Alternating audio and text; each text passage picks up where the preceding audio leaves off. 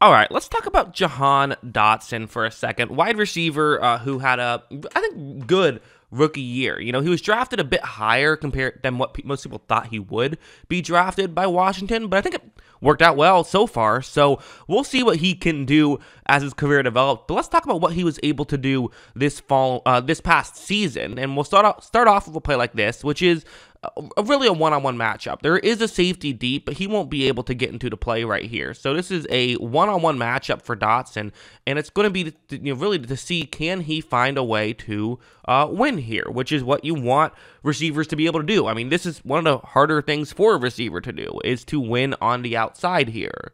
Right when this play begins, look at that subtle shift towards the sideline. That's just a great job there by Dotson, because you look at the defensive back who's covering him, his hips are completely turned towards the sideline. I mean, he's completely fooled right here. This is really a veteran move by a rookie, to use that cliche. Really good stuff by him, I think, because now watch how we can take advantage of it. Watch how when this throw is made, it's over the middle, Dotson is able to make the grab, and they get a touchdown on that play. I mean, again, that's a great play, and to be able to do stuff like that consistently is what Washington fans have to be excited about, because, this is what you want to see in a wide receiver. Heading over to this play, so what's going to happen here is it's going to be a zone coverage play, and he's going to be running what's essentially just a deep route. And given the fact that there are two safeties deep on this play, one kind of going over the middle, the other being a deep route, typically the way this works is that it's usually better when there's only a single safety deep. Usually the safety can only cover one of those two guys, so you throw it to the other guy. But given that there's two safeties deep, there will be a safety covering both of those two players at that point. And also, just to mention, Dotson is the one who is running the deeper route on this play. That is what his job is here. Well, watch how when he does run this route, it's well ran by both guys, and I would say it's relatively well defended as well by the New York Giants. But what's interesting here is that it's still a one-on-one matchup deep down the field. So for Dotson, he feels, pretty good about this situation. It's a true one-on-one situation. So, okay, ball is chucked up there. Why not? Let's give our young player a chance with a one-on-one matchup that far down the field. Sure.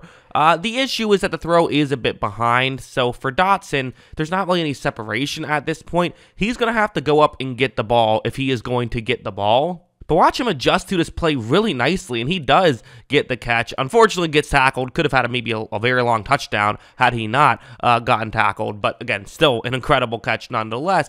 And so these are kind of the star level plays that you saw flashes of from Dotson for sure. You saw flashes of him getting these star level plays, along with just being a consistently good wide receiver throughout the season. You also have stuff like this where it's going to be it's a man coverage play. It's a one-on-one matchup. His route is going to be one that eventually gets towards the sideline, and there's several ways you could run this route, but let's watch how Dotson chooses to.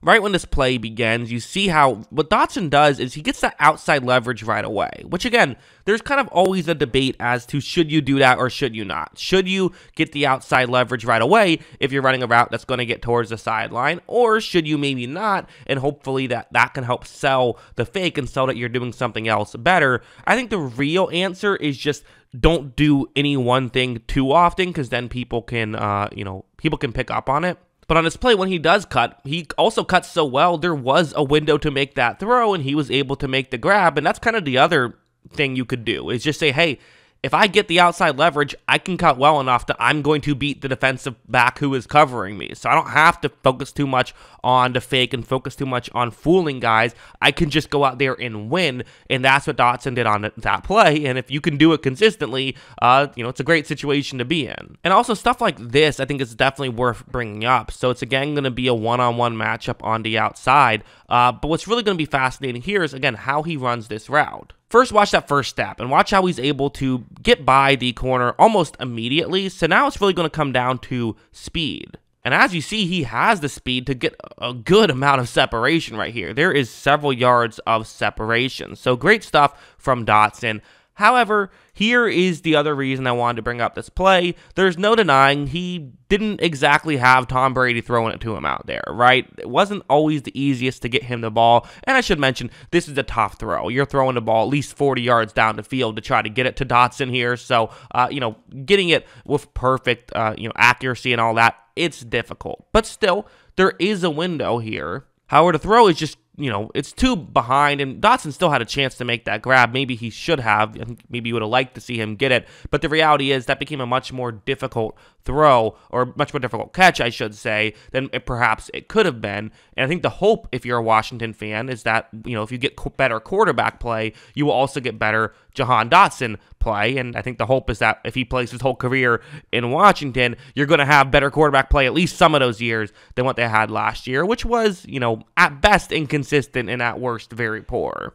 But he also had stuff like this, which again, I haven't really talked about this too much in this video, so I want to, which is just him running very simple, over the middle routes, him doing the simple stuff, where the way this works is you run to play action, get the players who are in charge of covering the middle of the field to move in, and then hopefully Dotson can get to a spot, and a gap in coverage quick enough that it can work and he can get open. That's the way this play is designed to work. We'll watch how once it begins, you see that, I think that there is definitely, first of all, good stuff by Heineke to get around the pressure and all that stuff. But also, hey, I guess not every play was bad quarterback play, right? It wasn't, it's not binary. There's good and bad. But anyways, you see that there is there's a bubble to hit Dotson here.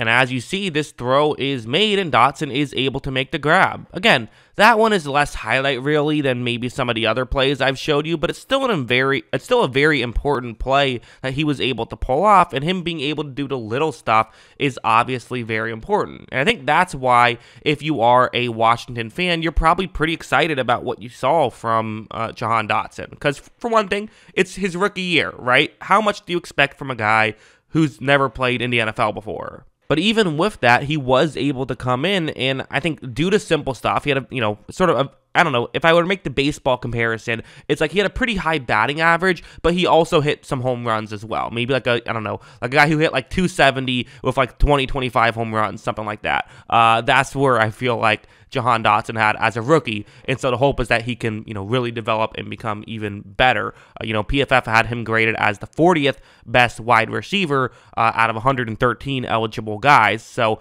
that's a good number 2 option right away, and in fact, he was tied for 40th with Curtis Samuel, another guy on the roster, and Terry McLaurin was 17th. So, if you have a number 1 guy and 2 number 2 guys, that's great as is. If Dotson develops and becomes that number 1 guy, and you have, 2 number 1s and a good number 2 option as your top 3 receivers, I mean, that could be fantastic and could be a lot of help for whoever the quarterback ends up being next year, whether it's Brissett or Howell. Good stuff can happen. So, yeah, that's what I think. What do you guys think? Let me know in the comments below. Always love hearing from you. And, of course, as always, thanks for watching.